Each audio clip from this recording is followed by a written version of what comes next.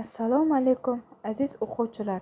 Biz bugun 1-sinf tarbiya darsligidagi so'zlashish odobi mavzusi haqida gapirishamiz.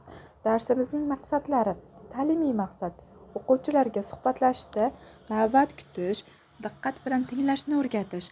Tarbiyaviy maqsad: to'g'ri so'z ishlatish va hurmat bilan murojaat qilish ko'nikmalarini mustahkamlash. Rivojlantiruvchi maqsad: o'quvchilarga o'z fikrini odob bilan bayon qilish odatini shakllantirish. Darsimizga kerakli bo'ladigan jihozlar: 1-sinf tarbiya kitobi, hikmatli so'z, maqollar yozilgan kartochkalar, so'z rasmlar. Darsda qo'llaniladigan metodlarimiz: savol-javob, guruhli o'yin metodi va suhbat metodi. Darsimizning borishi: tashkiliy qism 5 minut, salomlashamiz, davomat olamiz va kim chiroyli ovozda she'r ayta oladi, qisqa og'zaki mashqni o'tkazamiz. Kirish qismi 5 minut. Bu qismda tinglash madaniyati haqida suhbat o'tkazamiz. Asosiy qism 25 minut. O'qituvchi tomonidan darslikda berilgan xalq o'gitlari, ya'ni maqollar o'quvchilarga o'qib berilib, ma'nosi tushuntiriladi.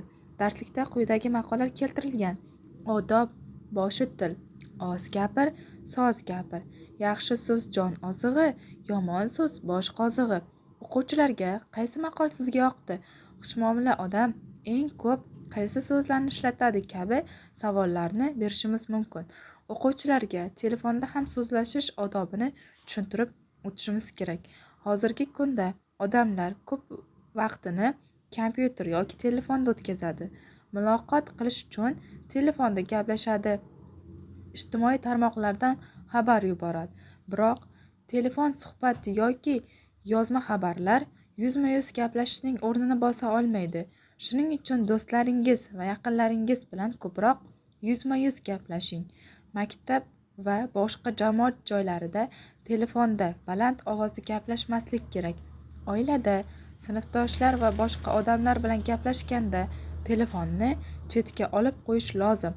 Xalqimiz azaldan suhbatlashish odobiga katta ahamiyat bergan. Bolalarga har qanday vaziyatda gapni assalomu alaykum deb boshlash kerakligi aytiladi.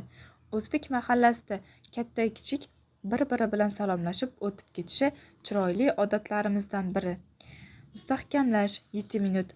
Bunda o'quvchilarga topshiriq, ya'ni vazifa sifatida har xil rangli kartochkalarga yozilgan odobli gap va odobga to'g'ri kelmaydigan gaplarni ajratib yozishni aytamiz va savol-javob qilamiz. Yakuniy qism 3 minut. Darsda faol qatnashgan o'quvchilarni rag'batlantiramiz. Uyga vazifa tarzida esa o'quvchilarga uyda bir kunda qaysi odobli so'zlarni ishlatishganini daftarga yozib kelishini beramiz. E'tiboringiz uchun rahmat.